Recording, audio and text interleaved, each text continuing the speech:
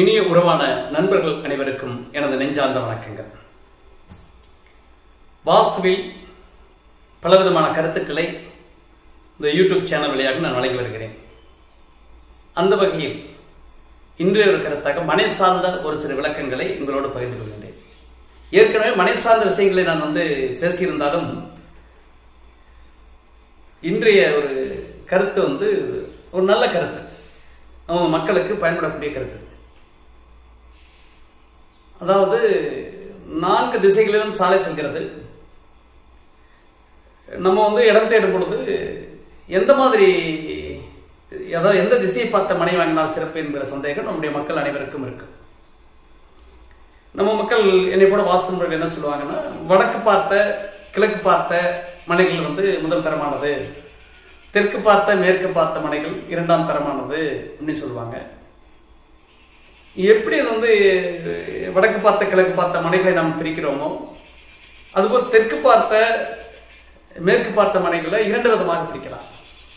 அதுல வடக்கு கிழக்கு பார்த்த மனைகள் அற்புதமான மனைகள் என்பது மாற்றுக்கிறது கிடையாது. ஆனால் கிழக்கு பார்த்த மனைகள் ஒரு வகை, வடக்கு பார்த்த மனைகள் ஒரு, இதுல 2ல எது பெஸ்ட், எது சிறப்பு அப்படின்னு சொல்லலாம். இந்த சார்ந்த விஷயத்தை பேசும்பொழுது நம்ம ஒரு அரை மணி நேரம் 1 மணி நேரம் பேசக்கூடிய நிகழ்வாக போய்விடும். இப்போ தெற்கு பார்த்த மனைகளுக்கும் மேற்கு பார்த்த மனைகளுக்கும் என்ன வித்தியாசம், அதுல எது சிறப்பு, அல்லது சிறப்புத்தன்மையுடன் 2 இல்லங்களையும் அமைத்தால் எப்படி கொண்டு வருவது, நல்ல ஒரு அமைப்புல 2 கொண்டு வருவது. நம்ம சொல்றோம் இதுதான் சிறப்பு இதுதான் சிறப்புன்னு சொல்றோம், நமக்கு அமைக்க முடியல, நம்ம அதை பண்ணவே முடியல. ஆனா எனக்கு இந்த இடம் தான் இருக்கு, இதைத்தான் நீங்க சரி பண்ணி கொடுக்கணும், எனக்கு மேற்கு பார்த்த இடம் தான் இருக்கு அல்லது தெற்கு பார்த்த இடம் தான் இருக்கு, இதை வாஸ்து அமைப்புல எப்படி கொண்டு வருவது, எப்படி ஒரு இல்லத்தை அமைத்தால் சிறப்பு என்கின்ற ஒரு கருத்தை உங்களோடு பகிர்ந்து கொள்கின்றேன்.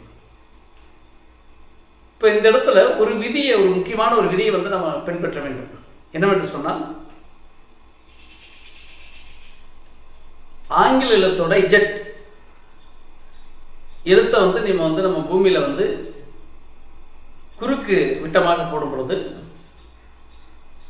நேர் இருக்கக்கூடிய ஆங்கிலத்தை ஒரு திருப்பி போடும் பொழுது அது எப்படி இருக்கிறதோ, அது போல வடகிழக்கு பகுதியிலிருந்து தொடங்கி வடமேற்கு பகுதிக்கு வந்து தென்கிழக்கு பகுதிக்கு சென்று தென்மேற்கு பகுதியில் முடிகிற மாதிரி இருக்கணும். ஒரு இஜெட் அமைப்பை போடும் பொழுது அந்த கோடுகள் தொடங்கக்கூடிய புள்ளி என்பது வடகிழக்காகவும், அதன் அடுத்த முனை என்பது வடமேற்காகவும், அதற்கு அடுத்த முறை தென்கிழக்காகவும், அதற்கு அடுத்த முறை தென்மேற்காக இருக்க வேண்டும். இந்த விஷயத்தை தான் நான் தளங்கள் அமைக்கும் பொழுது நான் சொல்லுவேன். இதை தளங்கள் அமைக்கும் போது இந்த விதியை நீங்க பின்பற்ற வேண்டும் சொல்லுவேன். வடகிழக்கு ஒரு அரை அடி உயரமாகவும் அல்ல அரை அடி பள்ளமாகவும், அரை அடி தூக்குறீங்க அல்லது 1 அடி தூக்குறீங்கன்னு சொன்னா வடகிழக்கு பகுதி 1 அடி தூக்கிய பிறகு வடமேற்கு அதிலிருந்து 6 இன்ச்சுகள் சேர்த்து 1.5 அடியாக அமைத்துக் கொள்ள வேண்டும். அடுத்த தென்கிழக்கு பகுதி என்பது 2 அடிக்கு உயரமாக இருக்க வேண்டும். அடுத்ததாக தென்மேற்கு என்பது 2.5 அடிகள் உயரமாக ஒரு கட்டிட அமைப்பு இருக்க வேண்டும். இந்த விதியைத்தான் நம்ம கட்டிட அமைப்புகளுக்கும் நம்ம பொருத்தி பார்க்க வேண்டும். ஒரு தெற்கு பார்த்த மனையாகட்டும், மேற்கு பார்த்த மனையாகட்டும், வடக்கு பார்த்த மனையாகட்டும், கிழக்கு பார்த்த எந்த மனையாக இருந்தாலும் நீ இந்த விதியை தான் கொண்டு வரணும். இது மிக மிக அரிதான விதி. சில பேர் சொல்லுவாங்க, நான் வாஸ்துப்படி எல்லாமே நான் கட்டியிருக்கேன், ஆனா எனக்கு சில வகையில தொந்தரவுகளை கொடுக்குது அப்படின்னு சொல்லக்கூடிய மக்களுக்கு எனது அற்புதமான பதில் என்னன்னா, இந்த விதியை நீங்க பின்பற்றும் பொழுது அந்த மனை நிச்சயமாக பலன் தரக்கூடிய மனையாக இருக்கு. இதுவும் ஒரு 10% 15% ஒரு மனையில தோஷத்தை தொடரக்கூடிய விஷயமாகத்தான் நான் இந்த இடத்துல பார்க்கிறேன். இந்த விஷயம் முழுக்க எந்த புத்தகங்களிலோ எந்த வாஸ்து நிபுணரோ, எனக்கு குருநாதர் இருக்கக்கூடிய வாஸ்து நிபுணர் யாரும் சொன்ன விஷயம் கிடையாது. இது என்னுடைய பயணத்தில் ஏற்பட்ட ஒரு அனுபவத்தை தான் உங்களோட பயந்து கொள்கிறது. இது மிகப்பெரிய விஷயம். ஒரு மனை இருக்கிறது சொன்னால், ஒரு இடம் இருக்கிறது என்று சொன்னால், எந்த இடமாக இருந்தாலும் முதலில் தென்மேற்குல இருந்து கவர் பண்ணி தென்கிழக்கு வரையிலும் நீங்க கவர் பண்ணி கொண்டு வர வேண்டும். அதிக இடங்களை தெற்கு சார்ந்த பகுதிகளில் நீங்க எக்காரணம் மட்டும் விடக்கூடாது. எப்படி ஈசானியை திருப்ப வேண்டும், வாய்மொழி திருப்ப வேண்டும் என்று சொல்கிறோமோ, அதுபோல வடகிழக்கும் அடுத்து வடமேற்கும் இடம் ஃப்ரீயா இருக்கணும், காலியா இருக்கணும். அதற்கு பிறகுதான் தென்கிழக்கு என்பது காலியாக இருக்க வேண்டும். அதனால ஒரு இல்லத்தை அமைக்கும் பொழுது கிழக்கு அதிகம் இடம் விடுவதை விட வடக்கில் அதிகம் விட வேண்டும் என்பது எனது வாஸ்து விதிகளில் ஒன்று. இப்ப நம்ம மக்கள் கேட்பாங்க, தெற்கு அதாவது கிழக்கு அதிகம் விடலாமா, வடக்கு அதிகம் விடலாமான்னு ஒரு கேள்வி கேட்பாங்க.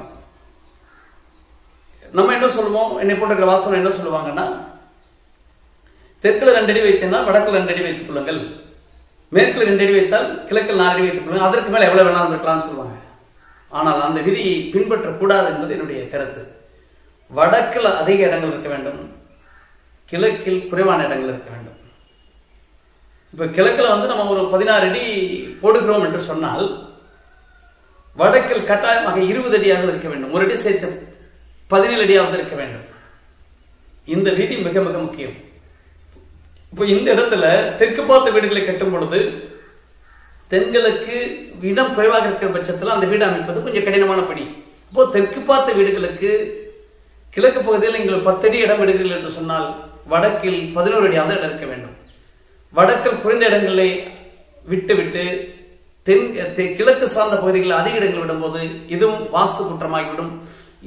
என்னதான் நீங்க வாஸ்துப்படி ஒரு இல்லத்தை அமைத்தாலும் இந்த விதி புரிந்து கொள்ளவில்லை என்றால் அது வாஸ்து குற்றமே என்று சொல்லுவேன்.